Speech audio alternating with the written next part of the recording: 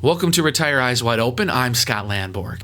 We've put together a collection of some of our best content from Season 1. In this collection, you'll hear about strategies for Social Security and the top mistakes we see people make when electing their benefits.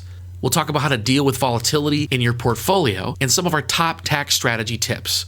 We'll also introduce you to the Retire Eyes Wide Open test, the REWO test, a 13-question test to know if you really are retiring with your eyes wide open. This collection is meant to give you a sample of our podcast. If you like what you hear, go to our website, retireewo.com. You can also go to iTunes or Google Play for full episodes, or like us on Facebook for our latest content. And as always, if you want to talk more one-on-one about your personal financial situation and strategies to help you optimize your retirement, I'd be happy to sit down with you for an initial consultation. Just reach out to our office to schedule.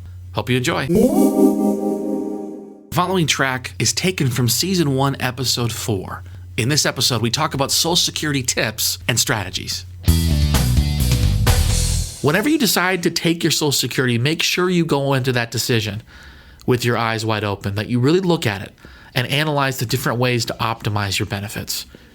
What are some of the top things you need to be considering when analyzing your Social Security benefits? Number one, you want to look at Social Security as a joint decision with your spouse and understand how the decision could impact both of you. I see this so often when people are thinking about their decision, that they're thinking just about them. What's their health like? How long are they going to live? How long did their parents live? What's going to give them the most benefit? When do they want to turn on their pension? It's not just about you. When you're thinking about Social Security, you need to think about both of you. Because remember, if something happens to one of you, if one of you pass away, the lower Social Security amount will disappear. And we ran some analysis, a break-even analysis for someone that decided to wait to take their benefit till 70. And that person passed away at age 70, and their spouse lived to 92. And guess what? Waiting to take that person's benefit until 70, even though he never received a nickel of that benefit himself, what it meant is that his spouse, his wife, received over $100,000 more in benefits over her lifetime. So you want to look really closely at different strategies for taking your Social Security. Tip number 2, every year that you wait means a higher benefit for both of your lives and a higher base amount for inflation adjustment. Every year you wait past 62, your benefit is increased for the rest of both of your lives. Every year you wait past full retirement age, you get an 8% increase for both of your lives. And you have to remember, if you have that higher amount, if your benefit's at $2,000 at 62, but $2,600 at full retirement age, it's a bigger amount of money that you're getting those inflation adjustments on. And if you look at the statistics, if you look at the projections over time, it's a significant difference every year that you can wait. Tip number 3, realize the tax implications of Social Security income. This is a big one, and it might require you sitting down with your tax advisor for more information. But the tax implications on Social Security income are huge. I met with someone recently. They were in the highest tax bracket possible, and he was thinking about turning on his wife's Social Security benefit. I asked him why. Why would you do that? Why would you pay half of that money to the government in taxes? According to his financial plan, once he retired, his home was paid off, he was going to be in a much lower tax bracket. It would have been much more beneficial for him to defer his wife's Social Security, have her have that higher benefit because they're in a much lower tax bracket just 3 or 5 years down the road. So understanding the tax implications are huge. Tip number 4, know your other income sources and how they may impact your Social Security. This is another big one. When you are retired and you're planning for retirement, where is your income going to come from? Is it coming from a pension? Is it coming from IRAs? Is it coming from your cash account, your trust account? Where is that income going to come from in retirement? And you really have to understand the tax consequences of pulling from those different sources. If all your additional money beyond your Social Security is coming from Roth IRA proceeds or non-qualified or cash proceeds, you may be in a situation where you're paying very little federal and state income taxes, maybe nothing if you position it appropriately and if you're aware of where those breakpoints and those calculations are. Tip number 5, know how working could impact your benefits. This is a big one. I see people make a huge mistake when they're 62 and just flip on their benefits and keep working because they don't realize the penalty that they'll have to pay. So make sure you understand how working could impact your benefits. If you're 62 years old, for every $2 you earn over $17,000 a year, for every $2 you earn, you're going to be penalized $1 if you have your Social Security turned on.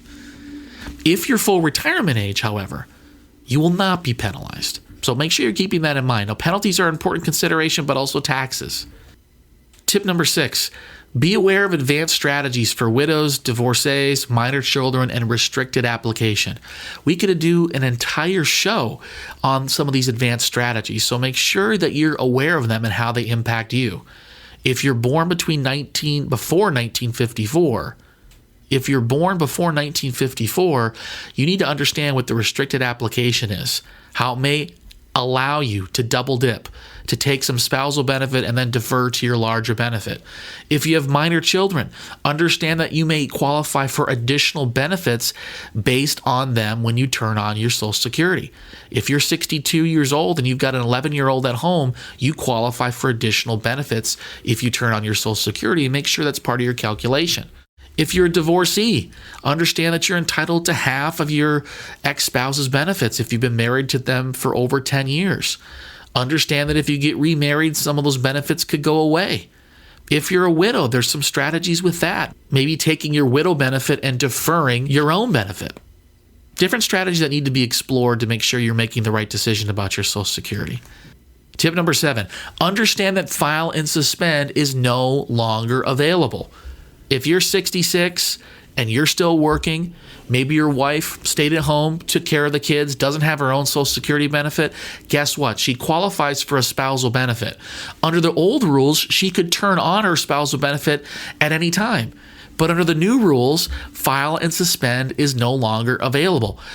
You cannot turn on a spousal benefit unless the primary worker has turned on his or her benefit. An important change that you need to plan for. Tip number 8, divorced spouse benefits cease upon remarriage. Divorced spouse benefits cease upon remarriage. It's not just about love anymore, folks. If you're going to get remarried, you need to be very crystal clear on how that might impact your Social Security benefits. Plenty more to talk about with Social Security. We also do Social Security events throughout the year and one-on-one consultations. If you want to talk more about your Social Security, go to our website, retireewo.com. That's retireewo.com. Click on attend an event if you'd like to come to one of our seminars, or click on schedule a consult if you want to meet one-on-one. The following track is taken from Season 1, Episode 4. In this episode, we talk about top Social Security mistakes. We'll address the top 7 mistakes that we see people make with their Social Security. We've talked about some tips of what you should do right. Now let's talk about what we see people do wrong. Mistake number 1, turning on your Social Security at 62 when you're working. It's a common mistake and a big mistake. It happens when people don't think about their long-term Social Security strategy and just say, hey, I'm going to pull whatever I can from the government as quick as I can. The issue is that there's penalties. If you're working and you turn on your benefit and you're 62 years old, for every $2 you make, over $17,040 per year, but let's round it to 17 grand. Every $2 you make over 17 grand a year, you're going to be penalized $1 for every $2 you make. That's a huge penalty. So basically, if you've got a full-time job in Southern California and you turn on your benefit at 62, you're probably not going to get any of that Social Security benefit anyways. And by the way, you're going to miss out on a lot of those increases. Most of the increases you would have received by waiting, you're going to miss out on that. So your office mate or your cube mate or your buddy down the street that told you, hey, just turn it on as soon as you can, that's a big mistake we see often. Mistake number 2, not doing restricted because you weren't paying attention. There's this advanced strategy called doing restricted application. You may want to be one of those people out there listening that are planning on waiting to take your Social Security. It's funny, I ran into a mentor of mine from Minnesota. And he was so proud of himself when I asked him what he was doing with Social Security. He said, I waited till 70. I said, did you do the restricted application? He said, no, what's that? You missed a huge opportunity where you could have received your spousal Social Security benefit from 66 to 70 and still received your maximum benefit on your own benefit at age 70. You missed a huge opportunity and left a lot of money on the table. He wasn't so happy when I told him that one. So mistake number 2 is about people that just didn't pay attention to strategies that could have helped improve their overall income. Mistake number 3, remarry without understanding the consequences. It's not just about love anymore, folks. If you have a Social Security spousal benefit, you have to understand how remarrying could impact your benefits. You remarry a person that's 10 or 20 years younger than you might not qualify for that Social Security benefit at all. So make sure it's at least part of the equation. I don't want to tell you not to get married, but make sure it's part of your plan. Make sure you go into with your eyes wide open so that you know what you're getting yourself into and how remarrying could impact your Social Security benefits. Mistake number 4, waiting on the spousal benefit until age 70. Again, you might not need the income, so your spouse is going to wait till 70 to take her spousal benefit. Maybe she stayed at home taking care of the kids, but guess what?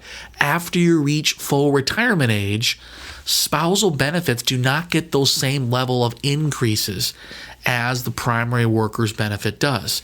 The primary worker that waits past age 66 is going to get an 8% increase, but you don't get that same increase on a spousal benefit. So make sure you're aware of that when you run your calculations. Mistake number 5, thinking that if you die at 70, you were better off taking it early. It's not always the case. If you die at 70 and your spouse lives to 92, your spouse was over $100,000 better off with your decision. Even though you never received a nickel, your spouse had that much more money during the rest of his or her lifetime. Mistake number 6, neglecting to plan if one of you pass. Some clients think they're going to die tomorrow. Some think they're going to live forever. Regardless of how it ends up, you need to plan for what if something happens to one of you. Your lower Social Security amount is going to disappear. It's going to go away. What's going to happen to your pension benefit? Is it joint life? Is it single life? What's going to happen to your investments? All of these things are connected, and you need to plan, what if something happened to one of us? How would we put the pieces together to make it work? Because that Social Security benefit, the lower amount, it's going away. And mistake number 7, not understanding how Social Security is taxed. Man, this is a big one. If you're single, if you're married, the thresholds are different, but there's a level where your Social Security benefit will not be taxed at all. There's a level where it's taxed at 50% and a level that it's taxed 85% of it is taxable. You need to be aware of where those numbers are, because when the calculations are done, they're only taking half of your Social Security benefit in getting to those income numbers, getting to those thresholds. So there's some maneuvering that can be done with you taking money from Roth IRAs, from non-qualified accounts, from cash accounts to help tax optimize your entire portfolio. And we'd be happy to talk to you more about that one-on-one. That's some of our top mistakes that people make with their Social Security. If this is a subject you want to learn more about, go to our website, retireewo.com. That's retireewo.com. Retire eyes wide open. On the right-hand side, click on Attend an Event if you'd like to come to one of our upcoming Social Security events in Southern California. We've got some at community centers, some at restaurants. We'd love to have you as our guest. If you'd like to talk more one-on-one about your situation, go to our website and click on Schedule a Consult. The following track is taken from Season 1, Episode 2. In this episode, we talk about managing volatility in your investment portfolio. I've got a few strategies and tips to help you as you navigate the financial world and as you try to deal with managing volatility. Tip number 1, stress test each holding you have. Every investment you have, whether it's an ETF, whether it's a mutual fund, whether it's an individual stock, you want to look at the 2008 and 2001 numbers for each position you hold. This becomes even more important than the long-term performance track record of those positions. If you're concerned about volatility, you need to stress test those positions. Understand how risky are the things that you own. You got to have your eyes wide open about what you have. It's been easy to keep your eyes closed because you've been making money for the past 8-9 years, but let's take a real look at where you are now. If we have another '08 or another '01 type environment, how risky is each one of your positions? Strategy number 2, have a sell discipline. Whenever you make an investment, think about what would have to change for you to sell or get out. People fall in love with stocks all the time, and those are people that run into problems. I don't care what stock you own. I don't care how many years you've worked there. You don't know what the potential risks are around the corner. And sometimes the risk isn't that it's going to lose money, but maybe the risk is that you don't make a lot of money over the next decade. Certain stocks just don't grow over a period of time, and people fall in love with what they think they know. Just because you work at a Fortune 500 company doesn't mean you know everything about that business. Doesn't mean you know everything about the competitors in that business. So you need to really think carefully about a sell discipline. And this becomes even more important when you have a lot of your portfolio wealth concentrated in one position. I meet with people all the time, 50% of their money in one stock, company stock, and they fall in love with it. So you need to have a sell discipline.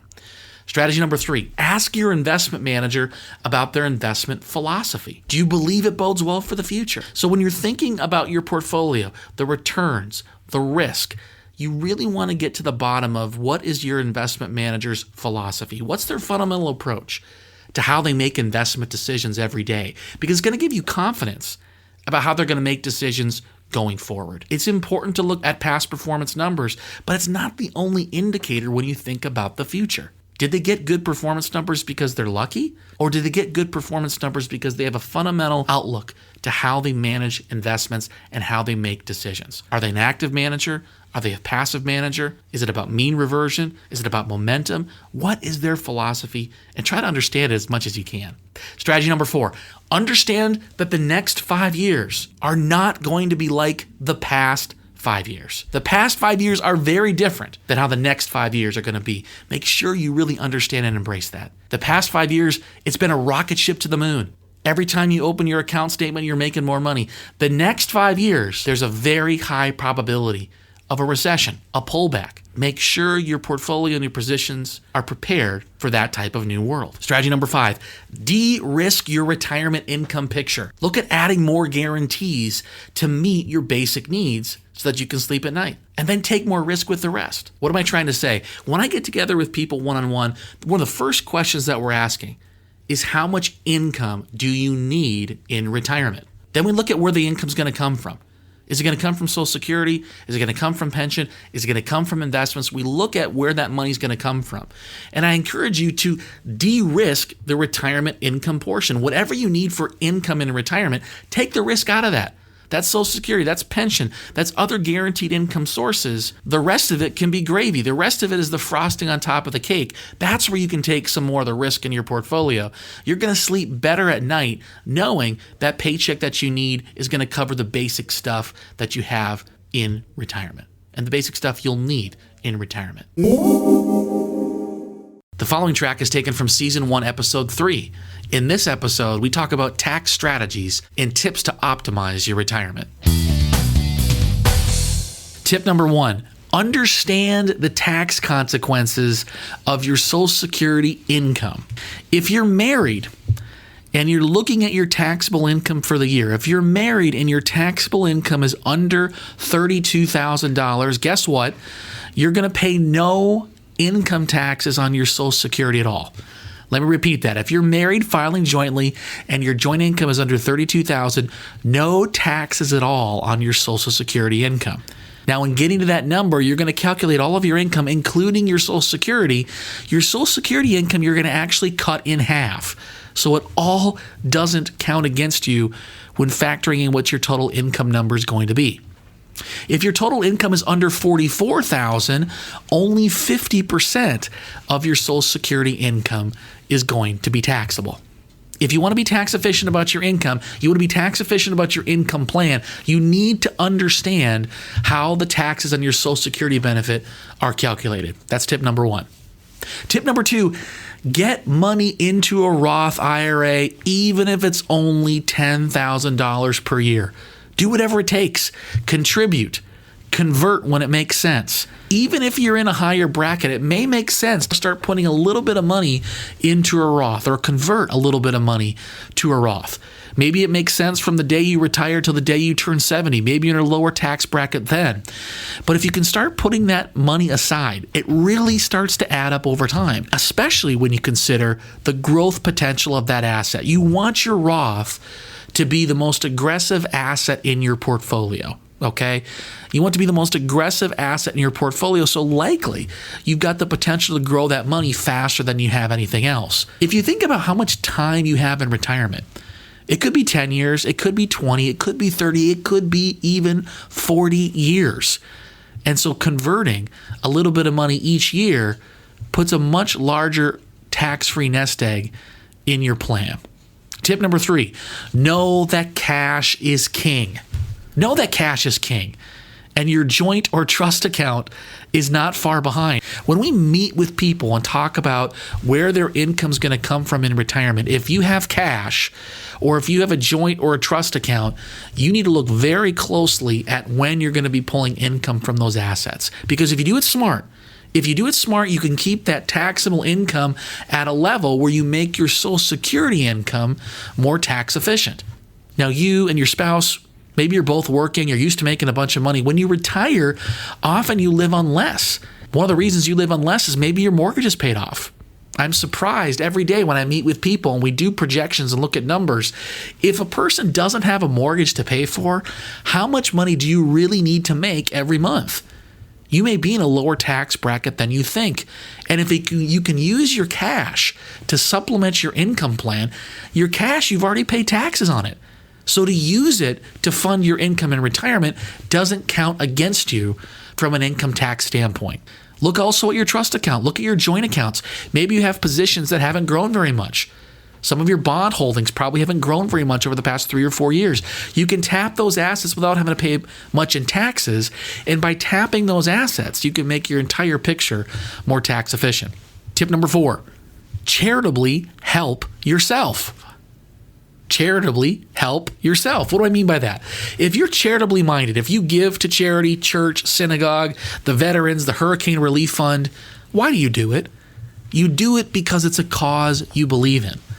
You don't do it for the tax deduction, but it sure is a nice perk. It sure is a nice benefit. Well, I would challenge you, if you want to tax optimize your overall portfolio, think about using your charitable deductions in a more succinct and efficient way. Let's say you give $10,000 a year to charity. You and your spouse are both working full-time. You're in the highest tax bracket possible. You give that $10,000 contribution, you may be saving, for every $10,000, you may be saving $3,000, $4,000 in taxes. When you retire, if we do some good tax strategy, we can get that tax bracket much lower. Your mortgage is paid off, your income's tax efficient. Maybe on that same $10,000 contribution, you're only saving $1,500 in taxes. Wouldn't it be better if you could have tax optimized your charitable giving? Well, you can.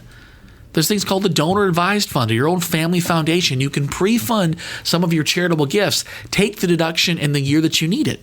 I just helped someone with this recently.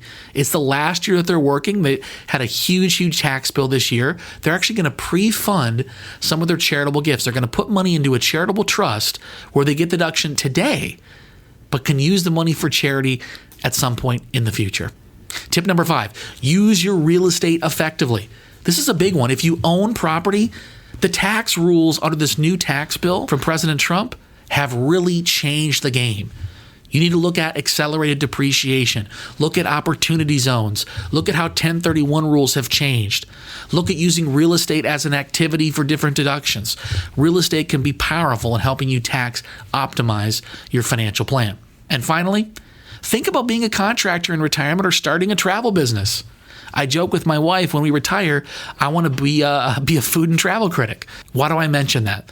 Well, a lot of people, when they retire, some will go from working full-time to not working at all, but many will keep doing some side work, maybe some side projects as a contractor. And what that does is the income you receive as a contractor can be very tax efficient. If you're used to being a W-2 worker, you're not used to getting all the deductions that you may be able to qualify for as a contractor. Maybe you can write off your home office. Maybe you can write off your internet, your cable, your cell phone. There's things that you can write off with travel, entertainment, being a contractor, searching for business that you may not have been able to deduct before. And maybe some of those things are things you would already have been spending money on in the first place. Having a second job, even as a contractor or a food and wine critic, can have its benefits from a tax perspective and should be looked at very closely when thinking about tax optimizing your overall plan. The following track is taken from Season 1, Episode 7, the REWO test, the Retire Eyes Wide Open test. How do you know if you're retiring with your eyes wide open? I had someone I care about tell me with confidence that they're retiring with their eyes wide open. But how do you know? How do you know? What does it mean to retire with your eyes wide open? What does it mean to have confidence that you have enough information to make those difficult retirement decisions? Well, we created a test, 13 yes or no questions that will clearly tell you how informed you are. You'll know with certainty if you're retiring with your eyes wide open. Are you going into the biggest financial decision of your life with your eyes closed? I sure hope not. Well, let's go through our top 13 questions. Again, these are yes or no questions. You're going to get a score at the end, answer them yes or no, and you're going to know with confidence how ready you are for retirement. Question number 1, have you interviewed multiple financial professionals? This is an important one. I don't care if I'm the first person you've ever talked to. Interview multiple financial professionals because financial advisors are very different in how they manage money, how they manage taxes, how they manage your assets, and how they approach retirement. You want to make sure that you've got one that you're comfortable with and one that is competent enough to handle the multifaceted aspects of retirement. Question 2, do you have a written income plan for retirement? This is a big one, and I'm surprised at how few people actually have an income plan. What does that mean? Well, you want to plot out for the next 30 years, what's your income projection going to be in retirement and in the future, and where is it going to come from? Is it coming from Social Security? Is it coming from IRAs? Is it coming from joint accounts, pensions? You want to lay all of that out on a spreadsheet or using various financial planning software to make sure you've got clarity on when your income is going to be coming. Number 3, have you considered multiple Social Security strategies? This is a big one. Social Security is not just as simple as turning it on at 62 or not as simple as waiting until 70. Have you reviewed multiple ways to take your Social Security and how that impacts your income plan? Number 4, have you stress tested your current portfolio holdings? The portfolio that you have today may not be the same portfolio you had 10 years ago or 15 years ago, but is it ready for the next recession? We're in the longest bull market on record. We're 10 years into this thing since our last recession in 2008. How ready is your portfolio to handle the next big pullback? You need to know the answer to that question because when you start pulling income from retirement, if you're exposed to too much risk, you might run out of money. Number 5, is your portfolio keeping pace with the market? It's another important yes or no question. And one of the ways to know it is to look at how your portfolio has compared to the S&P 500 index or some other index that's going to be considered your benchmark.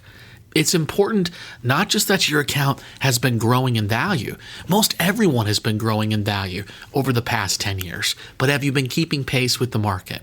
S&P 500 over the past 10 years up over 300% since 2008. How far has your account grown? Number 6, have you explored strategies to improve tax efficiency in retirement? This is another big one. How are you going to pull income in retirement? Are you being tax advantaged and tax efficient in how you're pulling your income? And if you have no idea what I'm talking about, then you can answer this question no and look into it a little bit further to make sure you're ready for retirement. It's not just what you make, it's what you keep. And tax efficiency is a big critical component to proper financial planning. Number 7, have you planned how Social Security and RMDs will impact your taxes? This is another big one. Social Security has different breakpoints with where your income is, where your income from Social Security could be tax-free, or only half of it's taxable, or only 85% of it is taxable. Make sure you understand where those numbers are and how it might impact your taxes. Same thing goes for required minimum distributions. Once you reach 70 and a half, you're forced to start pulling money from your IRAs. How is that going to impact your taxes? And does it make sense to start those withdrawals maybe a little bit early? Number 8, will your mortgage be paid off or housing expenses be planned for? Many people, when they retire, they have a goal of having their mortgage paid off, and a lot of people do it. A lot of successful retirees figure out a way to pay off that mortgage. It's a lot easier to meet your income goals if your expenses are lower, and not having that mortgage sure helps. If you are going to have a mortgage, or maybe you don't own a home at all, how is your housing expense going to be paid for? And are there strategies to help reduce it? Could you downsize? Could you move to an over 55 community? Could you move out of state? Could you do a reverse mortgage? These are all different things that you want to explore to make sure your costs are under control in retirement. Number 9, have you explored multiple investment philosophies? A lot of people don't necessarily understand this question. What do I mean? Well, one of the most common investment philosophies today is a passive investment philosophy. Just buy and hold. Buy indexes and hold them. But there's a whole bunch of different investment philosophies. How much international should you have? Are you subscribing to Tony Robbins' investment philosophy? Maybe Susie Orman's? Maybe Warren Buffett's? What investment philosophy do you subscribe to? Are you an active manager? Are you a passive manager? And have you interviewed different advisors that maybe have different approaches to how they manage investments? If you get educated, if you have your eyes open, you can make the best decisions about how you want to move forward with your retirement assets. Number 10, have you evaluated multiple annuity strategies? This is a controversial one. Some people hate annuities, but I would challenge you, even if you hate them, you should at least know the best ones that are available. I'd say probably a third of the people I work with have no annuities at all. They either are not appropriate for them, or they don't want them in their portfolio. And that's okay. You may be in a situation where annuities are not right for you either. But it's good to know how they might fit in your portfolio. Where we best see them used is as bond alternatives or as ways to supplement your income in retirement. You should at least know what are the top couple options. Whether you use them or not is a different story, but make sure you've evaluated your options. Number 11, do you know the fees you're paying for your investments? I'm surprised how many people don't know the fees that they're paying. Often, if you have a 401k at some of these discount brokerage firms, your fees could be very low. But other firms have varying fees, some higher than 2%. Make sure you really understand what those fees are.